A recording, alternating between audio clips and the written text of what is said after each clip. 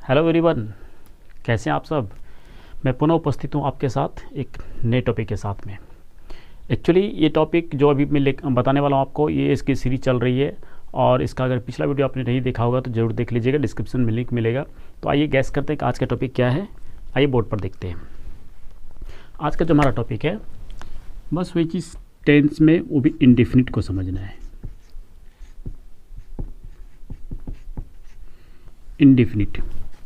Indefinite को समझने, देखिए मैं बार बार लिख रहा हूँ कि ये 1 नंबर का टेंस है और इसका बेसिक स्ट्रक्चर्स क्या होता है, वो सारी चीज़ें मैं आपको पिछले वीडियो में बता चुका हूँ।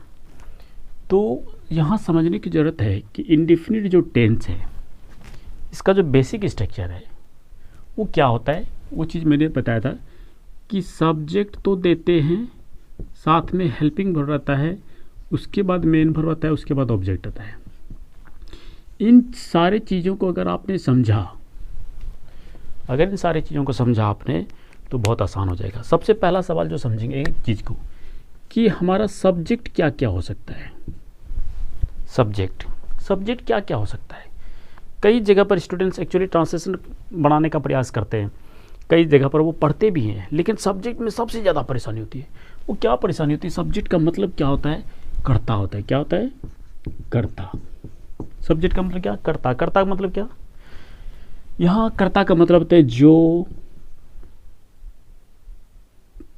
अपने बारे में बताए। क्या बताए, कि वह क्या करता है, वो क्या करता है, या कुल मिलाकर यह कह सकते हैं जो काम करे, जो काम करे। जनरली भाषा में तो यही बोलते हैं, जो काम करे वो क्या होता है, कर्ता होता है, नहीं उसे सब्जेक्ट कहते हैं। अब काम करें, या फिर दूसरा एक और चीज़ आता है कि जो अपने बारे में कुछ बतलाता है। तो एक्चुअली हम लोग पढ़ क्या रहे हैं, टेंस। तो इस टेंस में हमें यही चीज़ जानना पड़ेगा कि सब्जेक्ट यानी कर्ता जो अपने बारे में बताए कि वह क्या करता है, और जो काम करे उसे हम लोग क्या कहेंगे, सब्जेक्ट कहेंगे। अब जैसे कौन कौन सा भाई काम, जैसे मैं पढ़ाता हूँ। आप देख सकते हैं यहाँ पर मैं पढ़ाने का काम हो रहा है। काम क्या हो रहा है, पढ़ाना। ये काम हो रहा है पढ़ाना। ये पढ़ाने का काम कर कौन रहा है, यहाँ लिखा हुआ है मैं। ठीक है। दूसरा जैसे लिखते हैं कि वह स्कूल जा रही है। यहाँ काम क्या हो रहा है, स्कूल जाने का काम हो रहा है। ठीक है। तो जा कौन रही भाई, वह, यानी कि ये हमारा क्या हो गया, सब्जेक्ट हो गया। आई थिंक इतना तो सबों को पता है, लेकिन सबसे इंपॉर्टेंट जो पॉइंट होता है वो ये होता है कि सब्जेक्ट होता कौन कौन है, कितने प्रकार के सब्जेक्ट होते हैं। सब्जेक्ट के टाइप, ध्यान दीजिए, समझिएगा कि सब्जेक्ट के टाइप क्या होते हैं।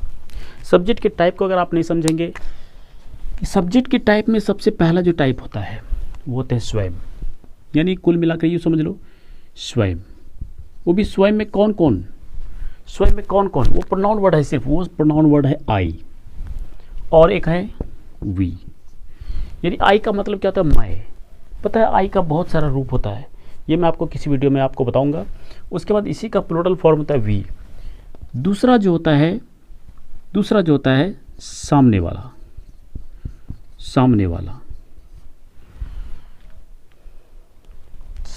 सामने वाले को क्या बोलते हैं हमेशा भाई, यू ही बोलते हैं। चाहे एक आदमी रहे उसको भी तुम बोलते हैं या आप बोलते हैं। इसको हिंदी में क्या बोलते हैं, तुम या आप, या तो इसी को तुम लोग भी बोलते हैं और आप लोग भी बोलते हैं। और तीसरे टाइप का जो सब्जेक्ट होता है इसी के अंतर्गत, जिसको हम लोग बोलते हैं सब्जेक्ट, तीसरे टाइप का जो होता है जो सामने नहीं है, जो सामने नहीं है, यानी जिसके बारे में बात की जाए,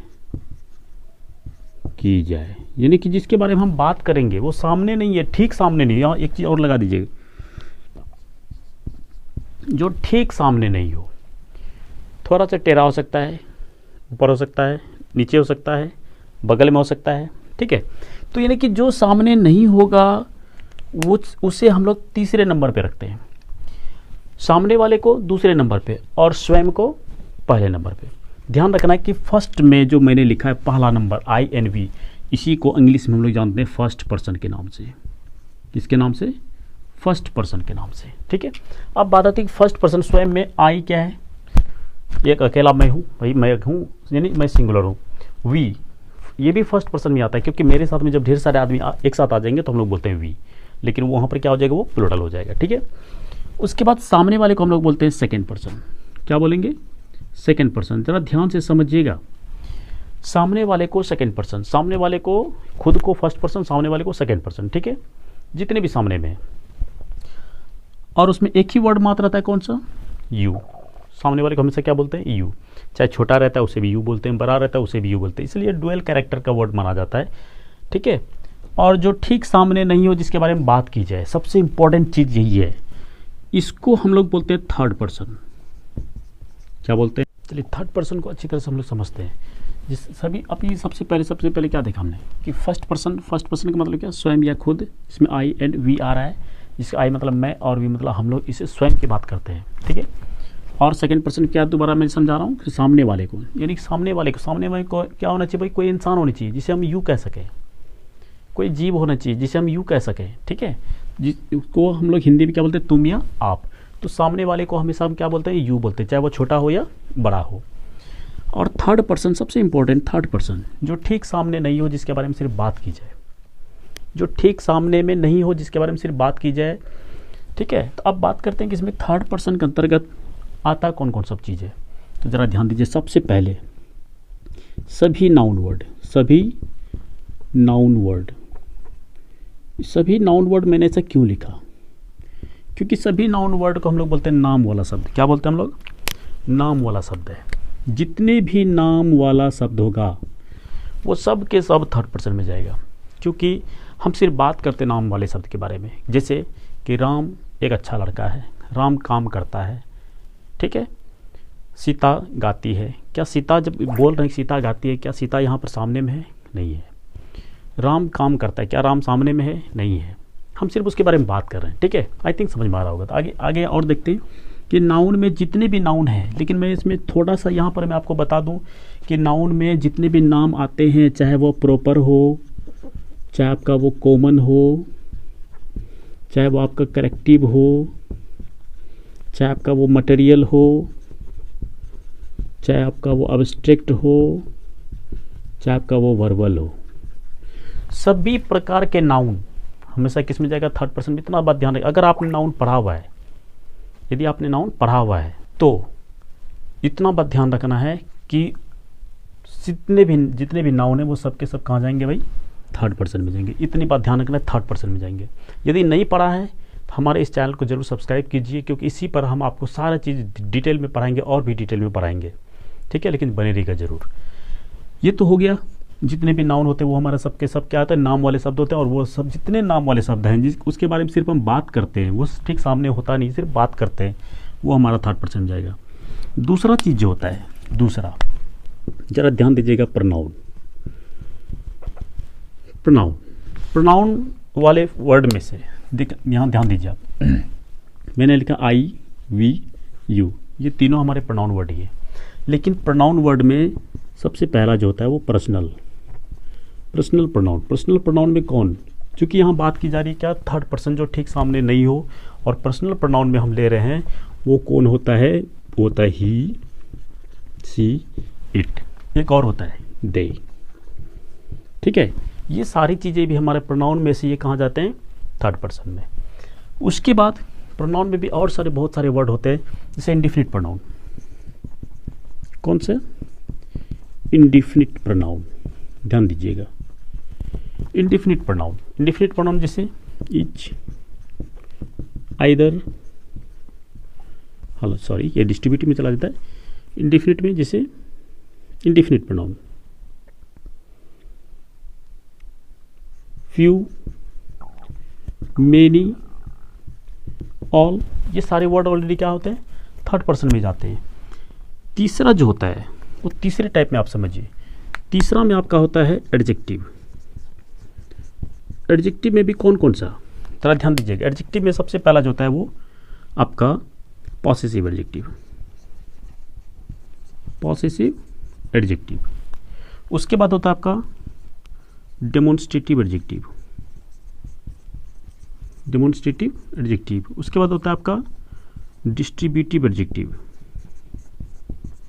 डिस्ट्रीब्यूटिव एडजेक्टिव। ध्यान दीजिएगा, ये सारी चीज़ें यकीन मानिए आज आपको ये सिखा के रहूँगा, समझा के रहूँगा कि थर्ड पर्सन में क्या होता है। सबसे ज़्यादा जो कन्फ्यूजन होता है सब्जेक्ट के रूप में पहचानने में, मैं देखता हूँ कि जब भी मैं क्लास लेता हूँ तो स्टूडेंट्स को ये सारी चीज़ें दिक्कतें होती है।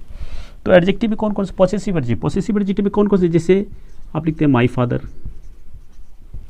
योर फ्रेंड, क्या लिखते हैं, योर फ्रेंड।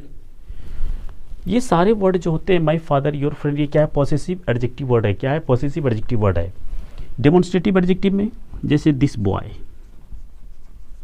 दैट गर्ल, ये सभी दिस दैट वाले जो वर्ड होते हैं वो डेमोन्स्ट्रेटिव होते हैं, डेमोन्स्ट्रेटिव एडजेक्टिव। उसके साथ यानी कि डेमोन्स्ट्रेटिव वर्ड ये है, लेकिन इसके साथ में जब नाउन लग जाता है डेमोन्स्ट्रेटिव एडजेक्टिव बन जाता है।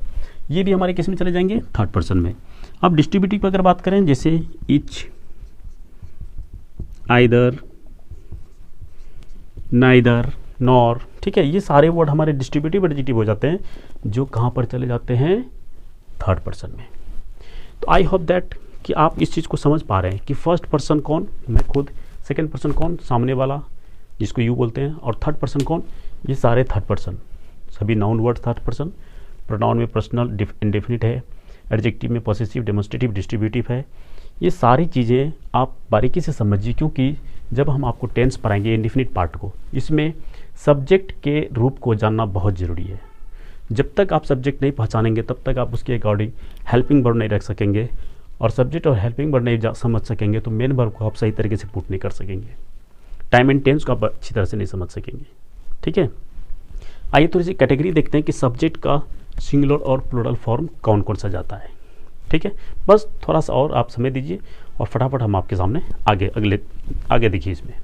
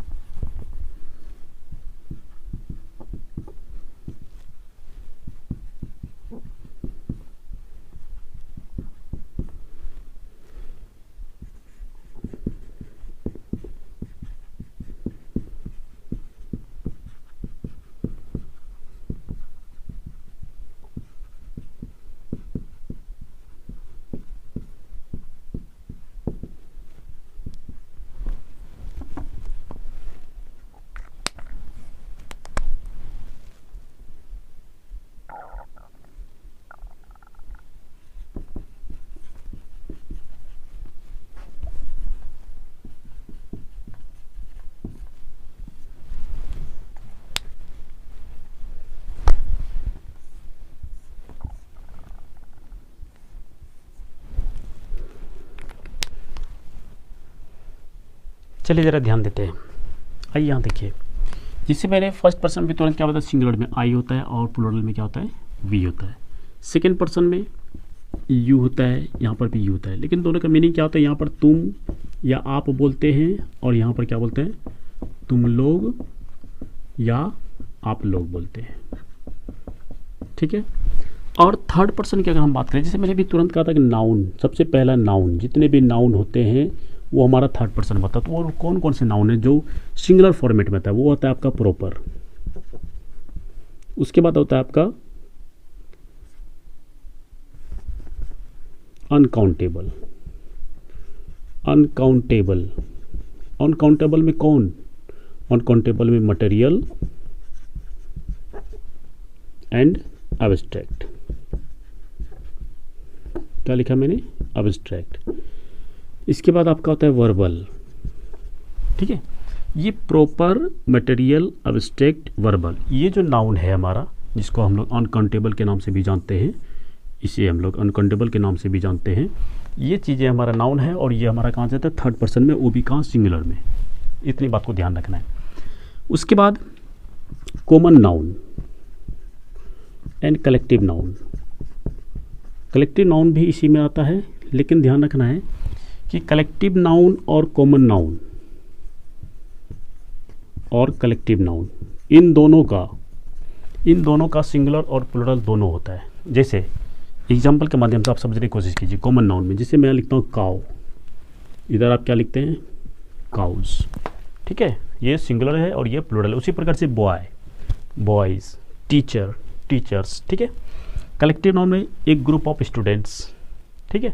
ये चूँकि सेंटेंस में यूज़ के आधार पर होता है, ये मैं किसी वीडियो में आपको बताऊंगा। चलिए उसके बाद हम देखते हैं इसी में दूसरा मैंने क्या लिखा? प्रोनाउन। प्रोनाउन में आपने अभी तुरंत देखा है ऊपर में कि आई एंड वी, यू, ये हमारे प्रोनाउन वर्ड हैं, ठीक है। पर्सनल प्रोनाउन है। तो इसमें कौन कौन सा होता है? इसमें आपका होता है ही, सी, इट, और इधर में क्या आ जाता है? दे, ठीक है। इसके बाद आपका जो बच जाता है, जिसे एडजेक्टिव में, एडजेक्टिव में कौन कौन सा मैंने बताया था? पॉसेसिव एडजेक्टिव, जैसे माई फादर, आप यहाँ लिखते हैं माई फादर, और यहाँ क्या हो जाएगा? My father's. जिसे लिखते हैं योर फ्रेंड, क्या लिख रहे हैं? योर फ्रेंड, और यहाँ पर क्या हो जाएगा? Your friends. आई थिंक आपको समझ में आ रहा होगा कि कौन सिंगुलर में जाएगा, फर्स्ट पर्सन, सेकंड पर्सन या थर्ड पर्सन, और कौन सा प्लूरल में जाएगा, ठीक है। मैं उम्मीद करता हूँ कि आपको सब्जेक्ट के बारे में ये सारी जानकारी हो गई होंगी। तो मैं चाहूँगा कि आप इसका वीडियो क्लिप ले लीजिए, वीडियो पॉज कर करके, ठीक है। तो उम्मीद करता हूँ कि आपको ये वीडियो बहुत ही पसंद आएगा। अगर समझ में आया होगा कि सब्जेक्ट के रूप कितने होते हैं, किस किस प्रकार के सब्जेक्ट होते हैं, तो फटाफट चैनल को सब्सक्राइब कीजिए अगर आप नए हैं। अगर आप पुराने हैं तो लाइक कीजिए वीडियो को और अपने दोस्तों को शेयर कर दीजिए, ताकि वो भी इस चीज़ को समझ सके।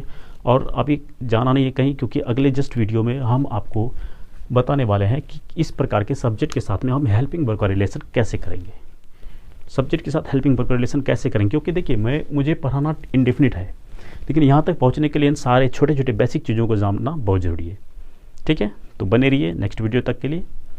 Take care.